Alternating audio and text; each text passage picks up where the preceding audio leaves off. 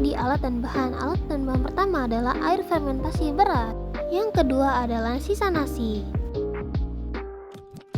Nah, yang ketiga adalah sampah organik sisa masakan dapur. Dan untuk yang keempat ada tanah hitam. Yang kelima, kita membutuhkan pisau, talenan, dan gunting. Dan yang terakhir, keenam, kita membutuhkan wadah yang sudah dibolongkan oleh solder.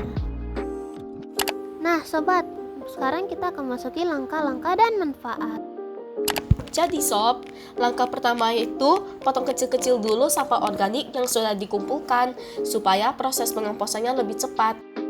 Dalam proses sampah organik ini dapat juga menggunakan sayur, kulit manggis, dan juga cangkang telur.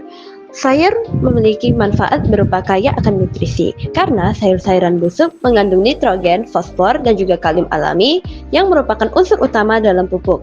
Kemudian sayur juga memperbaiki kandungan organik tanah, menambah bahan organik yang memperbaiki struktur dan kelembaban tanah. Selain itu, meningkatkan mikrobiota tanah yang menjadikan sumber makanan bagi mikroorganisme tanah yang bermanfaat.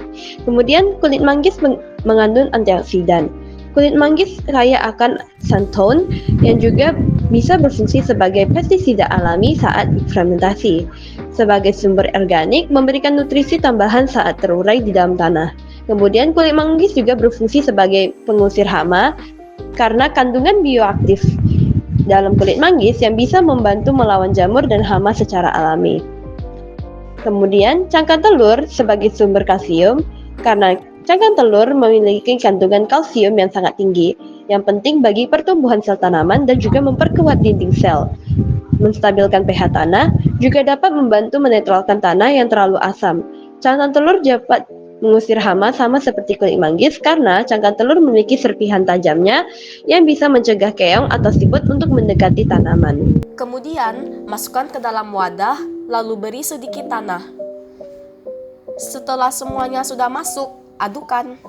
Untuk sisa nasi, prosesnya sedikit berbeda. Jangan masukkan dalam bentuk gumpalan, melainkan nasi yang sudah dipecah-pecahkan ke dalam bentuk butiran atau gumpalan kecil. Nah, sobat-sobat semua, kita kan menambahkan nasi pada pupuk kompos kali ini. Apa sih manfaat dari nasi? Nasi sebagai sumber karbohidrat menjadi makanan bagi mikroorganisme tanah dan membantu meningkatkan aktivitas mikroba yang penting untuk kesuburan tanah. Kemudian, sebagai penyedia energi karena proses dekomposisi nasi menghasilkan energi yang dapat dimanfaatkan oleh organisme pengurai. Kemudian dapat juga meningkatkan struktur tanah karena sisa organik dari nasi yang terurai membantu memperbaiki tekstur dari tanah. Setelah itu, campurkan ke dalam adonan sampah organik yang akan dimasukkan ke dalam wadah tanah. Lalu step kelima, campurkan fermentasi air beras ke dalam wadah yang sudah dicampurkan sampah organik dan tanah.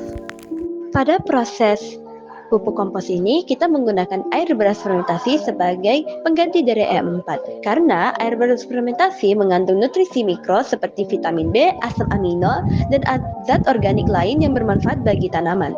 Kemudian mengandung mikroorganisme baik karena hasil fermentasi dari air beras mengandung bakteri asam laktat yang dapat meningkatkan kesuburan tanah dan juga melawan mikroorganisme patogen. Dan terakhir, merangsang pertumbuhan akar karena air beras fermentasi ini dapat membantu pertumbuhan akar yang lebih kuat dan juga lebih sehat. Kalau sudah setinggi wadah, jangan ditambah sampah organik lagi. Biarkan untuk 3 minggu sampai semua sampah sudah tercampur dalam tanah. Nah, ini hasilnya sobat-sobat semua. 4 kg pupuk kompos yang siap digunakan untuk tanaman kalian.